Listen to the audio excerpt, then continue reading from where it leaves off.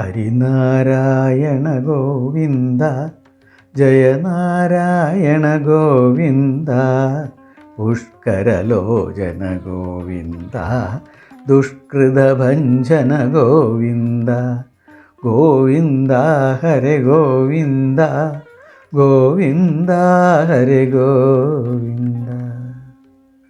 അർജുനൻ വിശിഷ്ടമായ വരങ്ങളുമൊക്കെ ആയിട്ട് വന്നിറങ്ങി. എല്ലാവരും സന്തോഷത്തിൻ്റെ പരമകാഷ്ഠയിൽ തന്നെ എത്തി. തങ്ങളെ ഇനി ലോകത്ത് ഒരു ശക്തിക്കും കീഴ്പ്പെടുത്താൻ പറ്റില്ല എന്ന് അവർക്കൊക്കെ ഒരു തീരുമാനം തന്നെയായി. കുറച്ച് ദിവസം അവർ ആർട്ടിഷേണ മഹർഷിയുടെ ആശ്രമത്തിൽ തന്നെ സന്തോഷത്തോടു കൂടി താമസിക്കുകയുണ്ടായി. അവിടുന്ന് യാത്രയൊക്കെ പറഞ്ഞ് അവർ വൃഷപർവാവിൻ്റെ ആശ്രമത്തിലെത്തി. അവിടെയും കുറച്ച് ദിവസം താമസിച്ചു. അവിടുന്ന് പിന്നെയും യാത്രയായി. എന്നിട്ട് തിരിച്ച് ബദരീകാശ്രമത്തിൽ എത്തി. ഋഷികൾ താപസികൾ എല്ലാവരും അവിടെ എത്തിച്ചേർന്നു. അങ്ങനെ എല്ലാവരും കൂടി ഒരു മാസക്കാലം പിന്നെയും ബദരീകാശ്രമത്തിൽ തന്നെയാണ് താമസം ഉണ്ടായത്. അങ്ങനെ ഇരിക്കുമ്പോൾ ഭീമസേനന് നായാട്ടിന് പോകണം തോന്നി. നായാട്ടിന് ഇറങ്ങി. അങ്ങനെ വഴിയിൽ കണ്ട മൃഗങ്ങളെയും ഒക്കെ തല്ലിക്കൊന്നും അങ്ങനെ അവിടെയൊക്കെ മതിച്ച് അങ്ങനെ ഒരു ഗുഹയുടെ മുമ്പിലെത്തി. വലിയൊരു ഗുഹ. ഇതിൻ്റെ ഉള്ളിൽ എന്താ ഉണ്ടാവുക? വെറുതെ ഒന്ന് കയറി നോക്കാം. താൻ ഈ ഓടിച്ചു വിട്ട മൃഗങ്ങൾ അതിൻ്റെ ഉള്ളിലെങ്ങാനും കയറി ഒളിച്ചിട്ടുണ്ടോ നോക്കാമല്ലോ എന്നും പറഞ്ഞിട്ട് ഭീമസേനൻ ആ ഗുഹയുടെ ഉള്ളിലേക്ക് അങ്ങോട്ട് കയറി. അവിടെ ചെന്നപ്പോൾ എന്താ, ചടാന്നൊരു സാധനം കയറി അങ്ങോട്ട് പിടിച്ചു. ആകെ ചുറ്റി വരിഞ്ഞു. അനങ്ങാൻ വയ്യ. നോക്കുമ്പോൾ ഒരു വലിയ പെരും പാമ്പാണ്. അനങ്ങാൻ വയ്യ. ഇത്രയും ശക്തിമാനായ വായുപുത്രന് കൈയും കാലൊന്നും അനക്കാൻ വയ്യ. ഈ പാമ്പ് അത്രയ്ക്ക് ശക്തിയായിട്ടാണ് കെട്ടി വരിഞ്ഞിരിക്കുന്നത്. വേറെ വല്ലവരും ആയിരുന്നെങ്കിൽ എല്ലൊക്കെ നുറുങ്ങി സിദ്ധി കൂടിയെന്നെ. അതുണ്ടായില്ല. അനങ്ങാണ്ട് അവിടെ ബന്ധിക്കപ്പെട്ട നിലയിൽ അകപ്പെട്ടു പോയി. ഈ ഭീമസേനൻ അവിടെ കെട്ടപ്പെട്ട നിലയിൽ ആയപ്പോൾ ഇവിടെ യുധിഷ്ഠിരന് പല ദുർനിമിത്തങ്ങളും കാണാനുണ്ടായി. യുധിഷ്ഠിരൻ ഉടനെ തന്നെ ധൗമ്യ മഹർഷിയോട് കാര്യങ്ങൾ പറഞ്ഞു.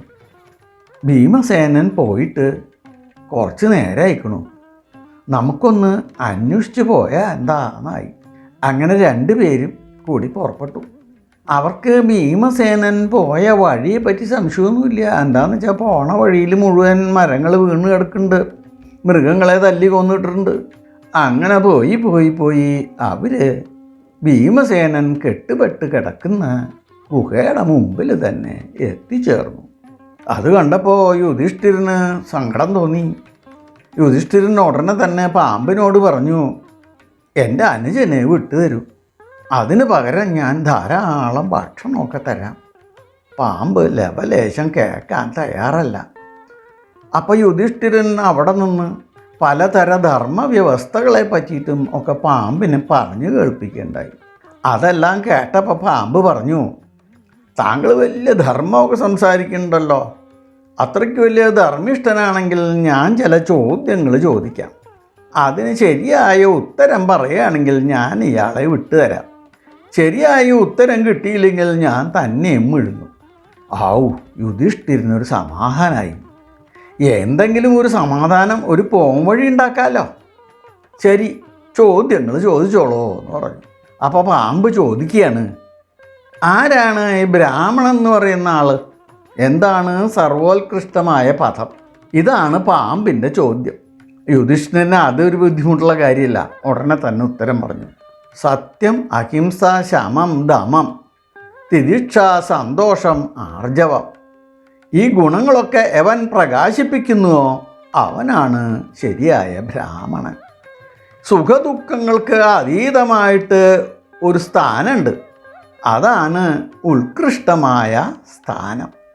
അപ്പോൾ പാമ്പ് രണ്ടാമത്തെ ചോദ്യം ചോദിച്ചു, ഈ ഗുണങ്ങളൊക്കെ ഞാനൊരു ശൂദ്രനിൽ കാണുകയാണ്, പക്ഷെ അയാൾ ശൂദ്രനല്ലേ, അയാൾ എങ്ങനെയാ ബ്രാഹ്മണനാന്ന് പറയുക? കാമക്രോധ മത മത്സരങ്ങൾ മുന്തി നിൽക്കുന്ന ആളെ തിരിച്ചറിയാൻ വേണ്ടി പറയുന്നൊരു പേരാണ് ശൂദ്രൻ.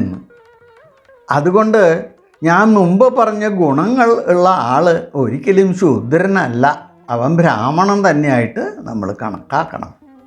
അപ്പോൾ ജന്മം കൊണ്ട് ശൂദ്രനായ ഒരാളിൽ ഇതെല്ലാം ഉണ്ടായ അയാളെ പിന്നെ എന്താ വിളിക്കണ്ടേ? ബ്രാഹ്മണൻ എന്ന് വിളിക്കാൻ പറ്റില്ലല്ലോ എന്നായി പാമ്പ്. ജന്മം കണ്ട് ഒരാൾ മനുഷ്യനായി മാത്രമേ ഭവിക്കുന്നുള്ളൂ.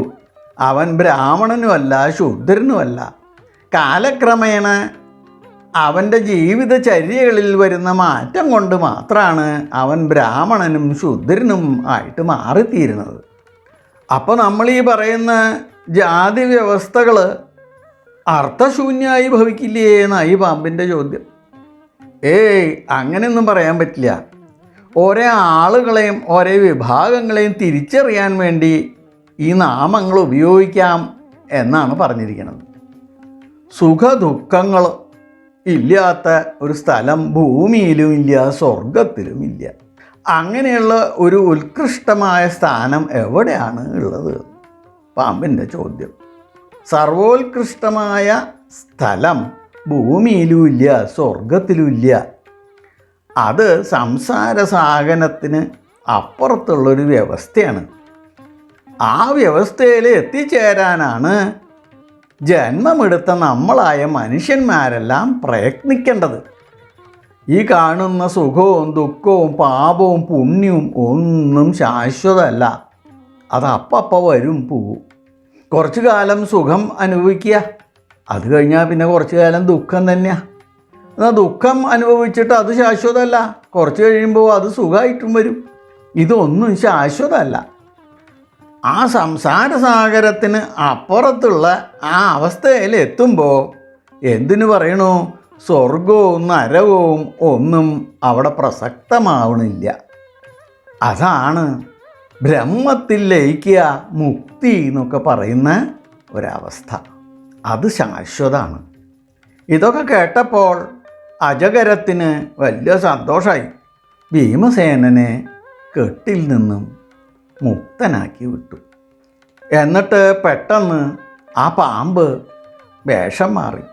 എന്നിട്ട് പറയാണ്, ഞാൻ നഹുഷ രാജാവാണ്. പണ്ട് ഇന്ദ്രൻ ഇല്ലാണ്ടായപ്പോൾ ഇന്ദ്രലോകം ഭരിച്ചിരുന്ന നഹുഷ രാജാവാണ് ഞാൻ. അഗസ്ത്യ മഹർഷി ഒരിക്കൽ എന്നെ ശപിക്കുകയുണ്ടായി, നീ പെരുമ്പാമ്പായി പോട്ടെ എന്ന്. അങ്ങനെ ഞാൻ പെരുമ്പാമ്പായി. മഹർഷിയുടെ കാല് പിടിച്ച് അപേക്ഷിച്ചപ്പോൾ ശാപമുക്തി പറഞ്ഞു. നീ ഒരു ഗുഹയിൽ കിടക്കുമ്പോൾ അവിടെ ദേവപുത്രന്മാരായ ഭീമസേനനും യുധിഷ്ഠിരനും വന്നു ചേരും. യുധിഷ്ഠിരനോട് നീ ചില വാക്ക് തർക്കങ്ങളൊക്കെ നടത്തി, അത് മനസ്സിലാവുമ്പോൾ നിനക്ക് മുക്തി കിട്ടുമെന്ന് അന്ന് അഗസ്ത്യമുനി എനിക്ക് ശാപമോക്ഷം നൽകുകയുണ്ടായി. ഈ കഥ വിസ്തരിച്ച് നമ്മൾ ഭാഗവത കഥകളിൽ 24ാമത്തെ ഭാഗമായിട്ട് പറഞ്ഞിട്ടുണ്ട്. നഹുഷൻ പെരുമ്പാമ്പായ കഥ. നല്ല കഥയാണ്, എടുത്ത് കേട്ടോളൂ. യൂട്യൂബിൽ പോയിട്ട് നരേന്ദ്രദാസ് നടിച്ചാൽ മതി. ആ ലൈബ്രറിയിൽ എൻ്റെ എല്ലാ കഥകളും ഉണ്ടാവും. അതിലെ ഭാഗവത കഥ എടുത്തിട്ട് 24ാമത്തെ ഭാഗം കേൾക്കൂ. നഹുഷൻ പെരുമ്പാമ്പായ കഥ. അങ്ങനെ നഹുഷൻ തിരിച്ച് സ്വർഗത്തിലേക്ക് തന്നെ പോവുകയും ചെയ്തു. സന്തോഷമായിട്ട് ഭീമസേനനെയും കൊണ്ട് ധർമ്മപുത്രർ തിരിച്ച് ആശ്രമത്തിൽ എത്തി. നടന്ന സംഗതികൾ ഒന്നും വിടാണ്ട് എല്ലാവരെയും പറഞ്ഞു കേൾപ്പിച്ചു. മഹാശക്തനായ വായുപുത്രനെ പോലും ചുറ്റി വരിഞ്ഞ് അനക്കാണ്ടാക്കിയ ആ പെരുമ്പാമ്പിൻ്റെ ശക്തിയെപ്പറ്റി ആർക്കെങ്കിലും ഊഹിക്കാൻ പറ്റുമോ എന്നാണ് അദ്ദേഹം ചോദിച്ചത്. അത്രയ്ക്ക് വലിയ ശക്തി. എന്നിട്ട് അദ്ദേഹം പറഞ്ഞു കൊടുക്കുകയാണ്, കർമ്മഫലത്തിൻ്റെ മുമ്പിൽ മനുഷ്യശക്തിക്ക് യാതൊരു വിലയുമില്ല. അവിടെ ഈശ്വരാധീനം തന്നെ വേണം.